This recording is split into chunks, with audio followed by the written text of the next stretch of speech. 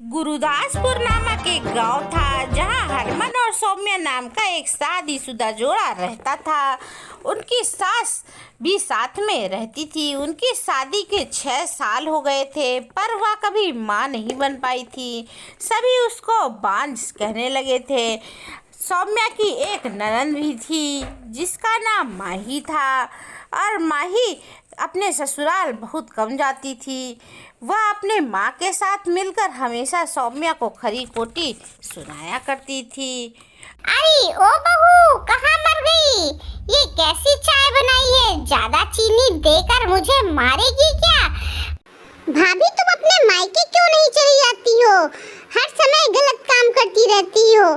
ये सारा स्यापा किया हुआ उसकी नंद का ही था। जब वह चुपके से किचन में जाकर ज़्यादा चीनी मिला देती है। इसी तरह दिन चलते रहते हैं।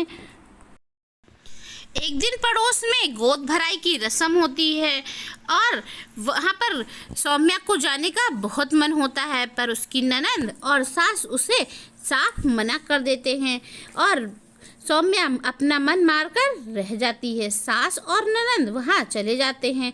वहाँ नाच गाना का कार्यक्रम हो रहा होता है तो सौम्या से रहा नहीं जाता और वह वहाँ पहुँच जाती है। उसे वहाँ देखकर सारी औरतें बहुत खरी खोटी सुनाती हैं। अरे ओ सौम्या, एक वारिस तो दे नहीं सकती और यहाँ आ गई अपशगुन करने। सौम्या रोने लगती है और घर चली आती है और भगवान के सामने हाथ जोड़कर कहती है, हे भगवान, मेरे जीवन में अभी कितने कष्ट लिखे हैं तूने। भी दे दो ना भगवान, मेरे सारे दुख दूर हो जाए। तभी सौम्या को चक्कर आ जाता है और वह जमीन में गिर जाती है। जब उसकी आंखें खोलती है तो सबके सामने, अपनी आंखों के सामने सबको खुश पाती है। बधाई हो सौम्या, तुम माँ बनने वाली हो।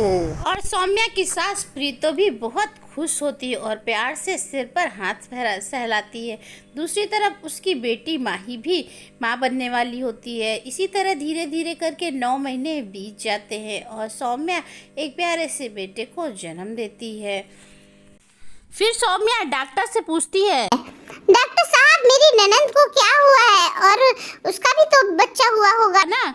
तो डॉक्टर कहता है, नहीं, उसको बच्चा मरा हुआ पैदा हुआ था। तो सौम्या फिर बहुत रोने लगती है और कहती है, मुझे माही के पास में ले चलो।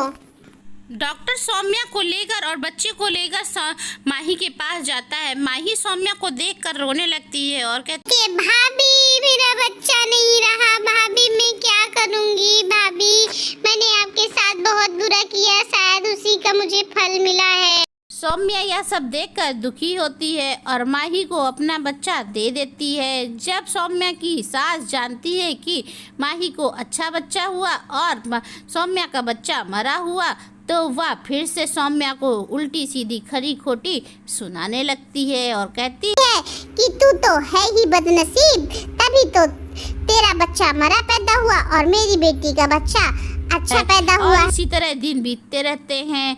सौम्या की सास उसके बच्चे से उसको मिलने नहीं देती है और इसी तरह धीरे धीरे यह सब माही को देखकर अच्छा नहीं लगता है और वह बीमार हो जाती है और वह धीरे धीरे बीमार होती जाती है और एक दिन वह मर जाती है।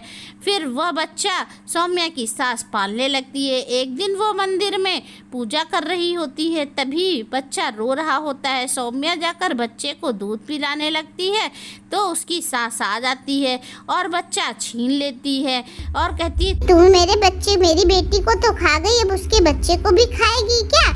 उसके बाद तभी वहाँ पर माही का भूत आ जाता है और कहता है, बस करो माँ, ये तुम क्या कह रही हो? ये भाभी का ही बच्चा है और जो उन्होंने मुझे दिया था, बल्कि मेरा बच्चा मरा हुआ पैदा हुआ था और इनका बच्चा अच्छा पैदा हुआ था। जब सौम्या की सास प्रीतो को यह सब पता चलता है तब वह बहुत रोती है और कहती है, मुझे माफ कर दे बहू, मुझे माफ कर दे। इसी तरह सभी हंसी खुशी से रहने लगते हैं।